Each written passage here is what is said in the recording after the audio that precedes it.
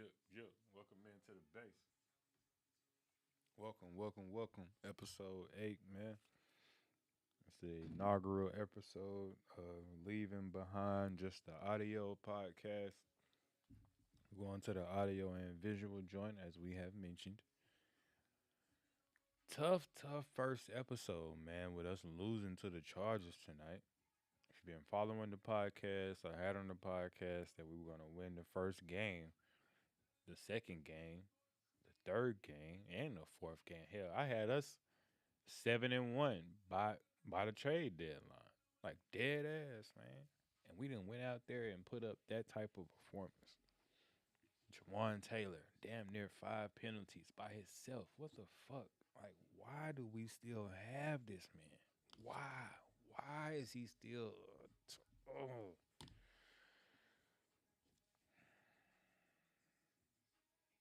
I don't understand it, bro. This man should have been shipped off of the team the minute we lost the Super Bowl. Not that it was his fault, but bro, we gotta do better. We gotta move on. We can't even be having these same mistakes, son. This shit stressing me, bro. This shit really stressing me, man. And then I'm trying to watch the fucking highlights to find something positive in the footage, and I don't see nothing, man. I don't see nothing. It's just depressing, bro. Like, it's just depressing. Wide receivers still not on the same page with the best quarterback ever. How the fuck does that happen? Like,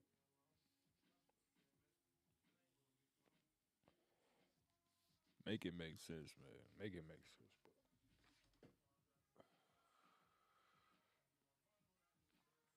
bro. Like, I mean, it's just simple stuff. It's not even. It's not even just rocket science. It's like, wait for this man to hike the ball for you to move. It's simple, bro. I can't figure it out. And I know Andy Reid damn near about to have a fucking coronary or something. You know what I'm saying? Because I know he's feeling the same way I'm feeling. Y'all practicing this shit all week. Why are you jumping off sides, bro? It's killing me, man. I can't, bro. I can't.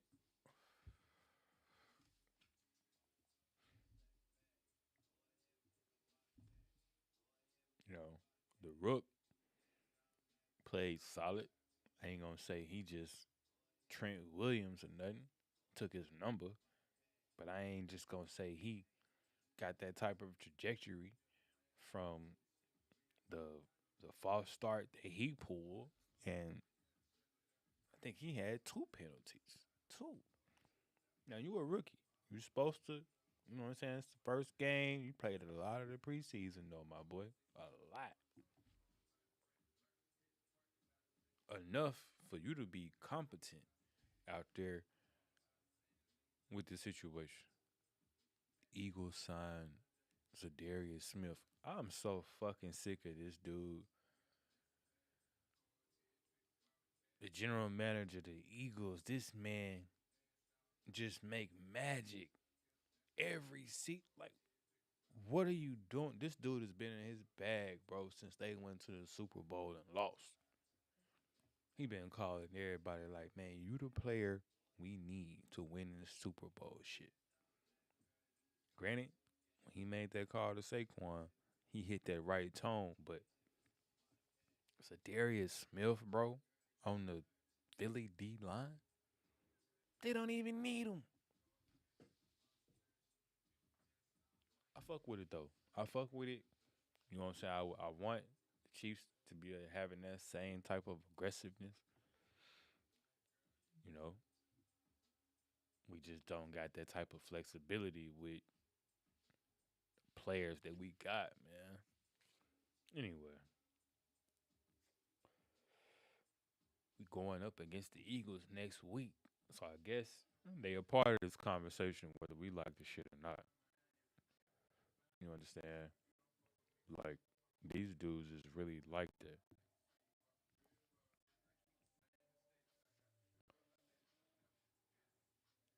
We're gonna have to pull some shit together. I think we need to bring somebody out the street as far as wide receiver wise, like call Odell, man. Like call somebody who is gonna make these defenses adjust pre-snap so that Mahomes can read and react to these things that need to be having a different answer. Like, Andy Reid, he got a lot of the answers to the test, right? He damn near the person that's giving out the test. Like, he teaching more than he learning. At the same time, there comes a day when you got to use a different answer for the same question. Can the Chiefs get back to that explosive offense? We need a different answer for that question, man. You know, we kind of found a way to win, and that's what the game is all about, finding a way to win from number one. That's what it's about. But I think you need to have the same philosophy as some of the people have about streams of income. You got people that say you're supposed to have 5 streams of income. You need to have 5 ways to kick a motherfucker ass in the NFL. Especially in our division, G. We got the Chargers, who we just lost to tonight. Just lost to the fucking Chargers in our division. Game 1. Game 1, we already losing the division. Game fucking 1. Type of shit. Lose our coveted wide receiver who we trying to integrate. Andy Reid got regrets about the Super Bowl, so he had some good stuff soaked into the game plan for Xavier Worthy. And what happened? My boy get hurt 3 plays in. And I ain't even gonna hold you. No disrespect to them musicians, but I knew with that type of like start to the game, it just had a bad vibe to it. It didn't really get that build up like it needed for us to be able to like feel like, oh, this is gonna be one of them ones. It turned out to be a semi decent game. I'm not gonna hold you. It was semi decent. Was it classic? Was it memorable? Was it, oh, let's watch this again? You know what I'm saying? I know we lost. I know we won, but I want to see that shit again. It was none of that. It was none of that. The halftime show, lit. Perfect. Hot. Hot. Hot. Like,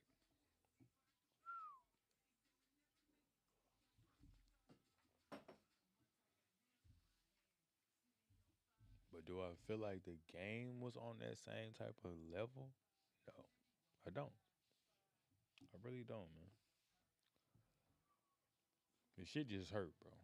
Like we had a lot of guys who looked like they actually got hurt during the game and kind of kept playing through it. Like Nick Bolton seemed to be grabbing at his shoulder, and uh, you know Drew Tranquil was on the sideline for a while, getting attended to. He had some situations and things going on with him. Look like, of course, Xavier Worthy went into the locker room and never came back. Never came back out. Like, I mean, it's just a lot of shit going on, man. Really, and I really didn't understand why we didn't have like a backup plan, son. Like, it looked like Hollywood Brown kind of assumed the Xavier Worthy role in the plays that we continue to run because he was the highlight and the focal of the offense. But you could tell that a lot of those guys weren't used to being in the position that they were in the offense. They were trying to press and do more than they normally would, which meant that they didn't really get a production that they could have or would have under normal circumstances.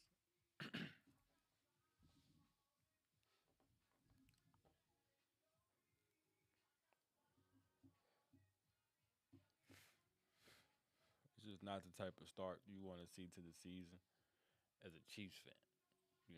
We've become accustomed to seeing Mahomes go undefeated in the month of September. You know, And no, don't get me wrong. We were down. We had 3 points in the first half, and we were able to come out and manufacture 18 points in the second half. So there were some moments where we showed flashes like we actually scored more points in the second half than they did. They had 13 in the half, and we had what appears to looks like three, and then we're gonna add three more before the end of the half. I'm rewatching the game now. You know, Thornton, he showed me some flashes of hey, I can get downfield and kind of do some Xavier, do some McCole Hardman type of plays. I see why we let McCole go. Now they probably don't feel as well about it. Now that Xavier went down, we probably could have used McCole out there. He's experienced in the Chiefs offense. He know how Mahomes plays, but it's a long season. We're not eliminated from playoff contention just off one game. I just think we used to starting things off different, man. We just used to starting it off different than this, bro.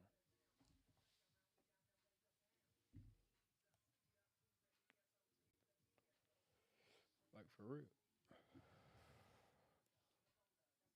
This stuff been starting off to a point where it wasn't at this type of level.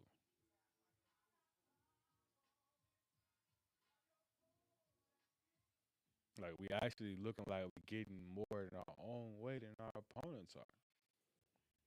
I'm not seeing anybody out here really being overpowered by a defense.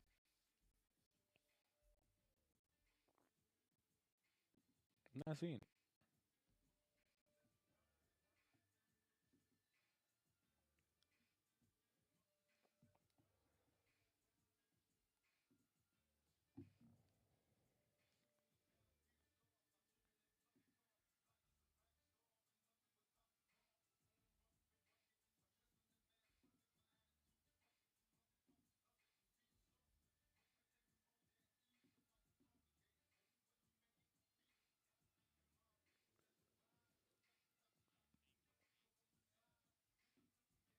So I mean, it's just rough out here, man. You know what I'm saying? I'm just checking the little stream, make sure everything is running smooth for y'all. Don't want to do a whole episode that wasn't running correctly, but looks like it's running on excellent quality. Appreciate y'all for locking in with the base, man.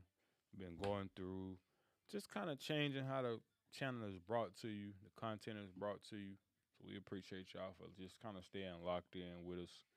A lot of adjustments, a lot of changes.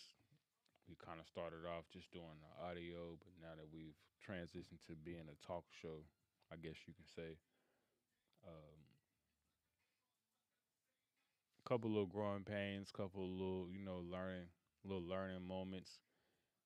Of course, you recognize that the mixes haven't been happening at the end of the episode, just because of the videos getting flagged and the audio getting flagged and stuff like that. So, want the channel to grow appropriately and, of course, legally. You feel?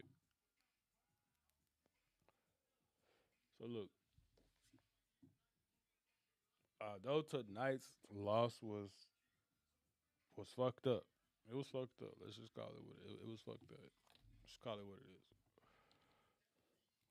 Although tonight's loss was fucked up, I still feel like the season is nowhere near gone away from us. Mind you, we lost to the Detroit Lions the first game of the season when we won our last Super Bowl. We barely won against the Ravens last year to start the season, and we went back to the Super Bowl. So there's been some times where we've had some struggles, but this team is not the type of team that you're gonna get to go away easily.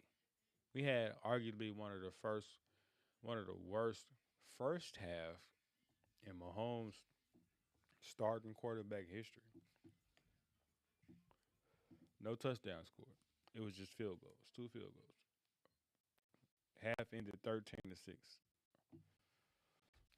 For as well and efficient and strong as the Chargers offensive scheme looked against our defense, holding them to 13 points in one half and 14 points in the second half, to me was a great game. They had plenty of series, they had plenty of opportunities to extend their lead, but our defense really held us within the match, within the fight. Been watching tennis too much.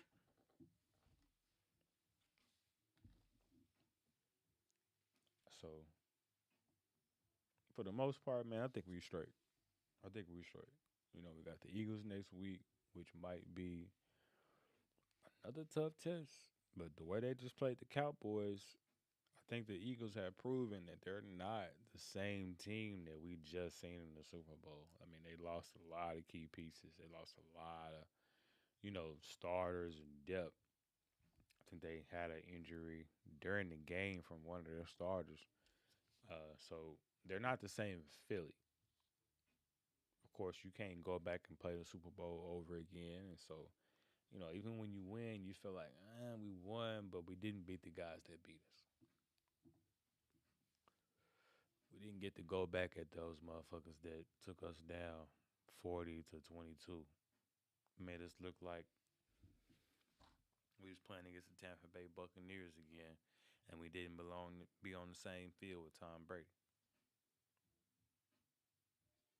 Rough, rough, rough day in Chief history. Rough. Shit was rough. You understand? So just other NFL news, man. I really feel like I think a couple of the games that I'm excited to see. One is, of course, Jaden Daniels. We want to see what he does in his second year of the league. He's playing against Russell Wilson. This is almost a trap game. This is almost a game where a team feels like they should win it handily, and they go in there and they find out that their opponents aren't necessarily ready to say bye, right? So we're talking about the New York Giants being a sleeper team against the Commanders. The Commanders won a lot of games last year. A lot of one possession games, a lot of games where they won walking off. It's a lot of games where you could see some regression being possible because it's not easy to keep winning the way that they were winning. It's not like they were winning games by 2 and 3 possessions. Uh, they were winning games where the opponents could have actually posed a threat had they had the appropriate pieces and made the appropriate plays, of course, at the appropriate times. But they didn't do that. They were playing guys who were kind of having some issues. Sometimes, they made it against the Detroit team in the playoffs that was banged up, lost almost their whole defense, had to re-sign guys left and right, boom, boom, boom. You know, uh, I really, really, really feel like the New York Giants has what it takes to go ahead and go in there, make an upset because the defensive line stout. The safety group obviously stout. If they're cutting guys like Jabril Peppers, been in the league a few years, albeit got some off-field issues. Like, why would you not? Why would you not keep a vet, proven vet? You know what I mean? Has he lost a step? Did they see that? Did they feel like they had enough depth, depth at that position to be able to say, hey, we don't need this guy. Christian Gonzalez, he's not gonna be playing with a hamstring injury. You know,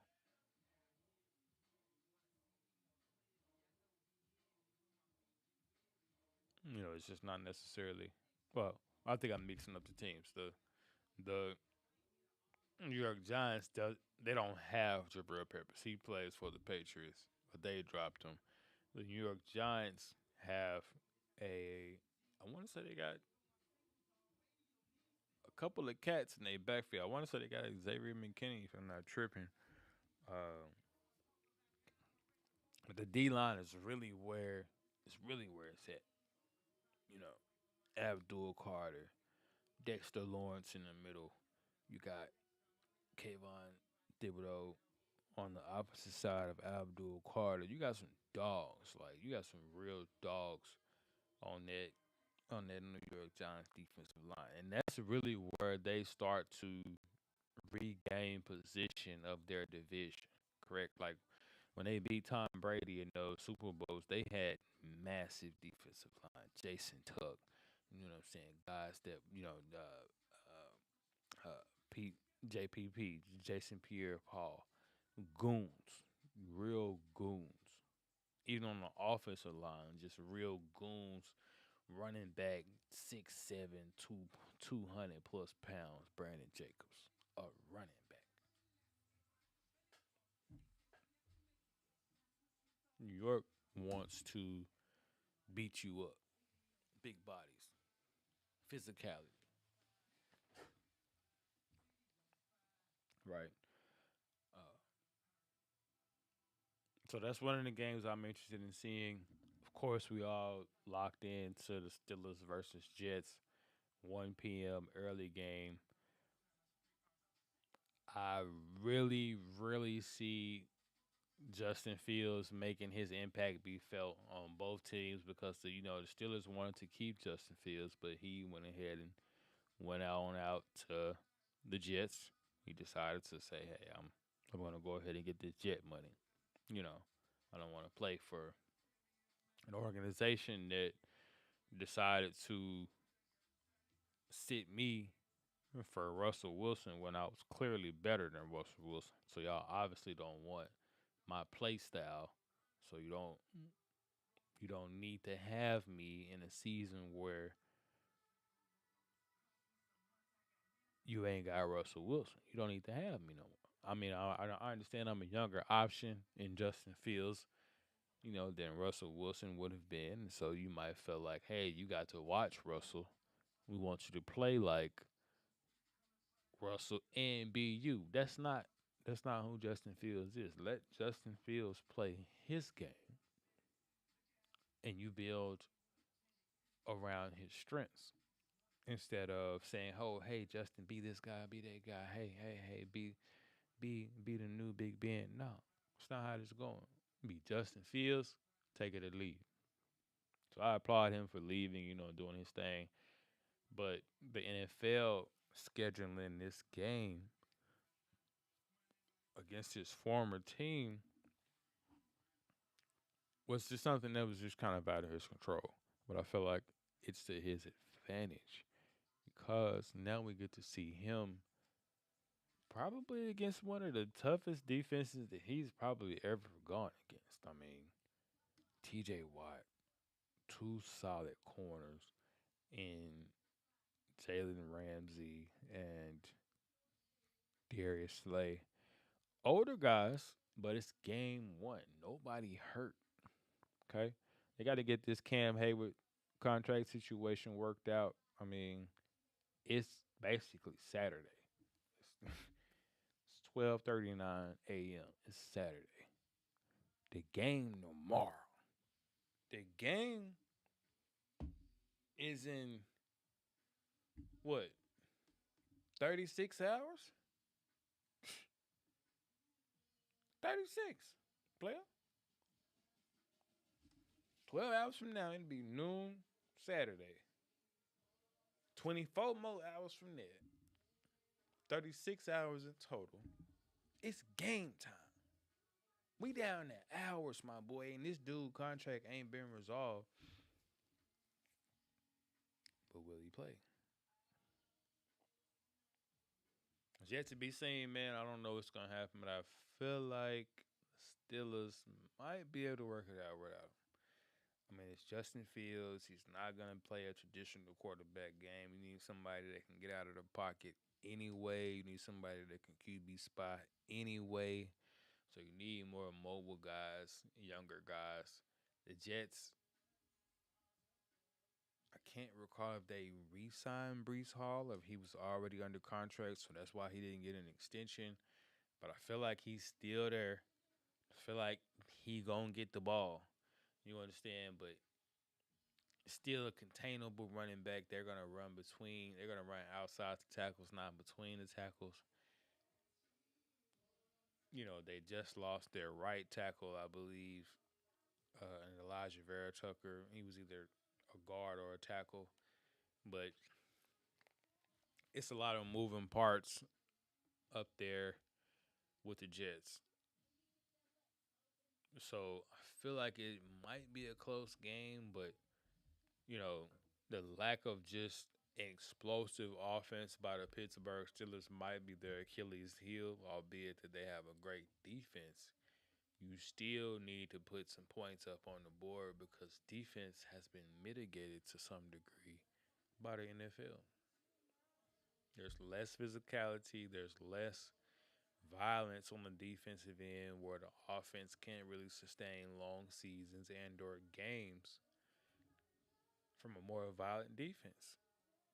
So the game favors the offensive side of the ball. You need to be more efficient on the O. Okay. Uh, of course, the Bills versus Ravens is going to be a great matchup. I think the Ravens might have a little bit of what the Chiefs had in their head today. Or we need to be perfect because the last time we played, we were imperfect. So you can't play a whole season like that. At some point in the season, you got to realize this is a new one, and you can make new mistakes thinking about previous errors. Okay, because you're not really locked into the new moment. You thinking about the old moment that you can't get back. That's not helping nobody, right?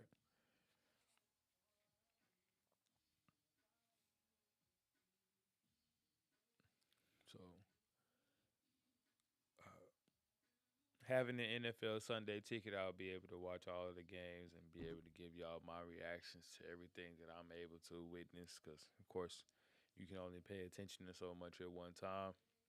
But I think that this NFL season might surprise us with who we see in the Super Bowl 60, that is. A lot of people are starting to say that it could be the Baltimore Ravens representing AFC. I start to lean towards Buffalo actually making it versus the Kansas City Chiefs or the Baltimore Ravens. Um, but again, all of these things are just things that we have to watch with a closer eye than judge with our heart. We have to really just lock into the season and see who is playing the right football at the right time. Because the Chiefs have shown us that they can struggle at the start of the season and start to pull it together towards the end of the season. That's been one of my favorite things about being a Chiefs fan is that it can seem dark. It can seem like we're not gonna be able to pull it together this year.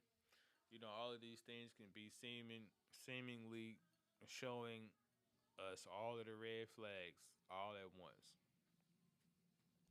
But we find out that the Kansas City Chiefs have become a dynasty for a reason.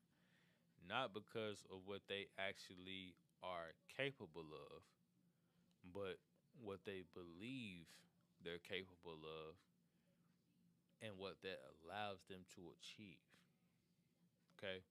So a lot of times teams like this play above their means. Like, for instance, the Chicago Bulls, man, Jordan had himself as a generational player, but he wasn't playing with other generational cats. It's almost akin to the Shai Gilgeous Alexander playoff run we just watched, where he just took himself role players to the NBA Finals because they were solid and he was immaculate. Okay, that's what we saw. Mahomes actually will his team to a one possession football game by just being one of those immaculate beings that we had the pleasure of getting to watch. I just don't know. I just don't know where we go from here of having error after error after error. Where do we go to get back to